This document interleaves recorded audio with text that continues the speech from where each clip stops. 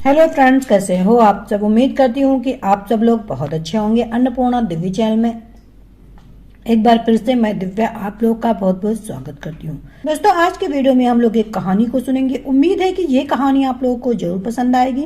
कहानी थोड़ी सी भी पसंद आए तो वीडियो को लाइक कीजिएगा। चैनल पे पहली बार विजिट कर रहे हैं तो अन्नपूर्णा दिव्य चैनल को सब्सक्राइब कीजिएगा और इस कहानी को ज्यादा से ज्यादा शेयर कीजिएगा। तो चलिए फिर शुरू करते हैं। बस कीजिए ये टोका टाकी, आपका क्या अधिकार है हम पर रोक टोक लगाने का। अंकित गुस्से से कौशल्या जी पर चीखा तो बोली, तुम्हारी माँ हूँ मगर सौतेली। पीछे से अंकुर ने कहा तो वह स्तब्ध रह गई। सौतेली शब्द ने जैसे उनके हृदय में एक तीर चुभो दिया हो। 22 बरस पहले वह कस्बे के नामी जमींदार दीनदयाल चौधरी की दूसरी पत्नी बनकर इन बच्चों की माँ भी बन गई थी। उससे पहले उसके ही गांव के एक किसान से उसका विवाह हुआ था। साल भर के अंदर ही हैजे से उसकी मृत्यु हो गई। सास ससुर ने कुलक्षणी अपशकुनी कहकर उसे घर से निकाल दिया।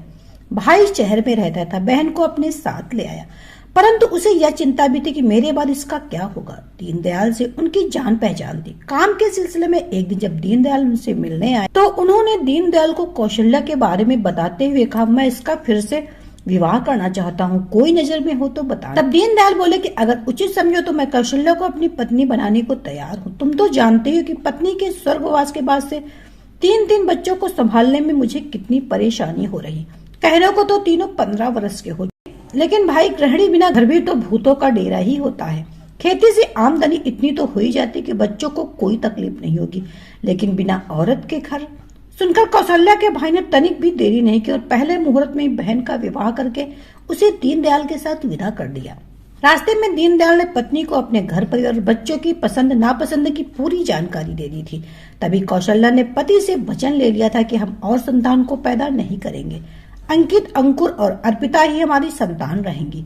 तब दीनदयाल उनसे बोले थे कि तुम्हें पत्नी रूप में पाकर मैं तो धन्य हो गया। दीनदयाल का घर एक ही तल्ले का था, लेकिन बहुत खुला खुला था। उस वक्त उसकी बहन यानी बच्चों की रानी बुआ आई हुई थी। उन्होंने ही अपनी भाभी का स्वागत किया था, लेकिन उससे पहले उन्होंने बच्चों के कानों में नई माँ के बारे में इतना जहर उड़ेल दिया था कि कौशल्या और बच्चों के बीच दूरियां बनी रहे और वो अपनी रोटियां सेकती रही। कौशल्या ने अपने व्यवहार और विचार से पति का मन तो जीत ही लिया था, साथ ही कामगारों के दिलों में भी अपनी जगह बना ली थी और उन्हें पूरा विश्वास था कि एक दिन बच्चों के मन में भी अपनी जगह बना लेंगी। पास पड़ोस के लोग भी उसे कौशल्या जी कहकर पुकारने लगे थे। अंकित और अंकुर कॉलेज की पढ़ाई के लिए शहर जाना चाहते, लेकिन अपने बेटों की हरकत देखते दीनदयाल जी ने उन्हें मना कर दिया। तब कौशल्या जी ने ही उन्हें समझाया कि समय के साथ चलने में ही समझदारी, हमें अपने बच्चों पर विश्वास तो करना ही पड़ेगा। तब दोनों ने पहली बार उन्हें नई माँ न कहकर थैंक यू माँ कहा था। साल भर बाद बेटी अर्पिता ने भी शहर के कॉलेज से बीएससी करने की इच्छा जाहिर की। तब भी दीनदयाल ने लड़की जात है, ज्यादा पढ़कर क्या करेगी जैसे अटकलें लगाई, लेकिन कौशल्या जी तो हार मानने वाली नहीं थी। पति को मना लिया और खुद बेटी के साथ जाकर उसे हॉस्टल में जगह दिलवा दिया। बच्चों के शहर चले जाने के बाद उसने पति के काम में दिलचस्पी लेना शुरू कर दिया, जिससे दीनदयाल जी को बहुत राहत मिली। उनकी उम्र भी हो रही थी, सोचते थे कि मेरे ना रहने पर कौशल्या को कोई परेशानी नहीं होनी चाहिए। समय अपनी रफ्तार से बढ़ता गया। पढ़ाई खत्म करके दोनों भाइयों ने पिता की मदद से वहीं पर अपना एक कारोबार शुरू किया। पहले तो घाटा हुआ। पैसा डूबते देख दीनदयाल भड़क उठे, बोले चुपचाप वापस आकर मेरे काम में हाथ बटाओ। कौशल्या जी फिर अपने बेटों के लिए पति के सामने खड़ी हो गई। भाई के गहने बेचकर बेटों को पैसे दिए थे उन्होंने। माँ थी ना, अपनी बच्चों को तकलीफ कैसे देख सकती थी।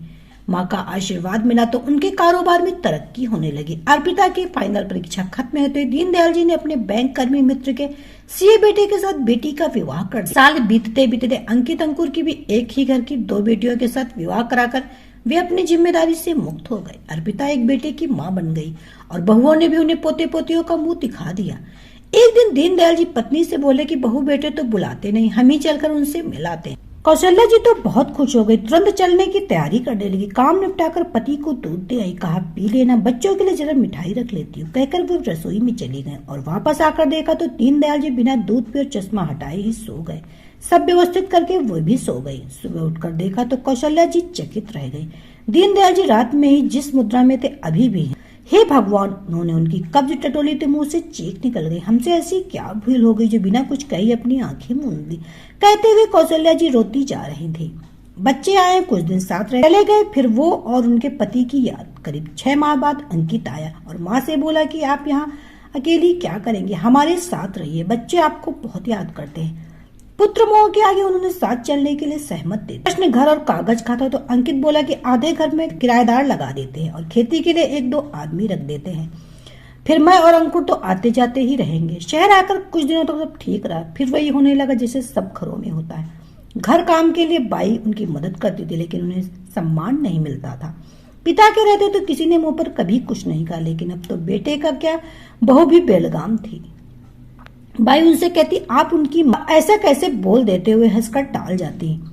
कौशल्या जी का पोता अंश और पोती वंशिका अब टीनेजर हो रहे थे। उस उम्र में परिवर्तन हो रहा, कुछ नया होने की इच्छा तो स्वाभाविक है। उन्होंने देखा कि अंश छिपकर सिगरेट पीता था और वंशिका भी देर रात तक घर वापस आती और कुछ पूछने और समझाने का प्रयास करती तो दोनों ही झड़क देते थे। एक दिन वो शाम के कीर्तन करके मंदिर से वापस आ रही थी तो उनकी नजर वंशिका पर पड़ी, जो एक लड़के के साथ जा रही थी। उन्हें कुछ ठीक नहीं लगा तो उनके पीछे जाने लगी। दोनों अपनी मस्ती में थे, तभी लड़का वंशिका के साथ कुछ गलत व्यवहार करने लगा। वंशिका ने मना किया तो वह जबरदस्ती करने लगा। वंशिका उसके आगे कमजोर पड़ने लगी तो उससे रही रहा गया और उन्होंने अपनी साड़ी का आंचल अपनी कमर में खोसा और उस लड़के पर टूट पड़ी। वह लड़का तो भौचक रह गया और पिटते हुए पूछा, आखिर आप हैं कौन? नासपीटे मैं वंशिका की दादी हूँ, कहते उन्होंने अपने पोती अपनी बाहों में समेट ले, जैसे एक चिड़िया अपने बच्चे को अपने पंख के अंदर समेट लेती है। दादी का सहारा मिलते ही वंशिका फूट फूट कर रोने लगी। कौशल्या जी उसे चुप कराती हुई बोले कि अब से बेटा संभल कर रहना और घर में किसी को कुछ मत कर, मैं हूं ना तेरे साथ। हाँ दादी, उसने अपनी दादी को कसकर पकड़ लिया था। यह सब देख कौशल्या जी ने दोनों बेटों से बस इतना ही कहा था कि बच्चे अब बड़े हो रहे हैं, अपने काम से थोड़ा समय निकालकर बच्चों पर भी ध्यान दे। तो अंकित ने उन्हें क्या अधिकार है, सौतेली तक कह दिया। वह तैश में आई और बोली, तुम्हारी माँ होने का अधिकार तो मुझे उसी दिन मिल गया था जब तुम्हारे पिता ने मेरी मांग में सिंदूर डाला था।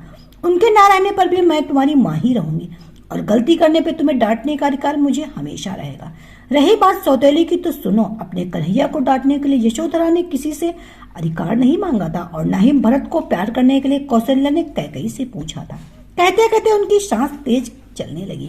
बोली, घर में क्या होता तुम लोग को कुछ पता भी है? हमारी बच्ची आप बैठे। वंशिका ने अपनी दादी को सोफे पर बिठाकर पानी पिलाया और अंकित से बोली, डैडी कल शाम को उसने पूरी बात बताकर कहा, कल अगर दादी समय पर ना आती तो वह रोने लगी।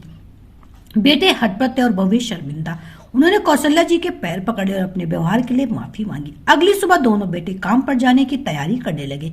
बवे पति और बच्चों के लिए नाश्ता बनाने लगे और बच्चे वो तो दादी को घेरकर पूछने लगे, दादी आपने फाइटिंग कैसे सीखी, हमें भी बताइए। तभी अंकुर का छोटा बेटा श्रेष दादी की गोदी में बैठते हुए अपनी तोतली आवाज में बोला, दादी मैं तो ना अपनी गन को छपको हुआ अपनी गन से सबको उड़ा दूंगा। फिर तो घर में ठहाके गूंजने लगे। तभी रानी बुआई बहुओं को किचन में देखकर कहने लगी, आखिर है तो तुम्हारी सौतेली। उनकी बात पूरी हो पाती उससे पहले ही अंकुर ने उन्हें ट्रेन का टिकट थमा दिया और बोला, बुआ आइए आपको स्टेशन छोड़ाता हूँ। रानी बुआ ने अपनी दाल नगलते देख पतली गली से निकल जाना ही उचित समझा। तो दोस्तों, ये छोटी सी कहानी आपको कैसी लगी हमें कमेंट करके जरूर बताइएगा। उम्मीद है कि जरूर पसंद आएगी। कहानी थोड़ी सी भी पसंद आए तो वीडियो को लाइक कीजिए। चैनल पे पहली बार विजिट करें तो अन्नपूर्णा दिव्य चैनल को सब्सक्राइब कीजिएगा और इस कहानी को ज्यादा से ज्यादा शेयर कीजिएगा। तो चलिए फिर मिलते हैं नई कहानी के साथ नए वीडियो में। तब तक के लिए bye bye. Subscribe now and press the bell icon. Never miss an update.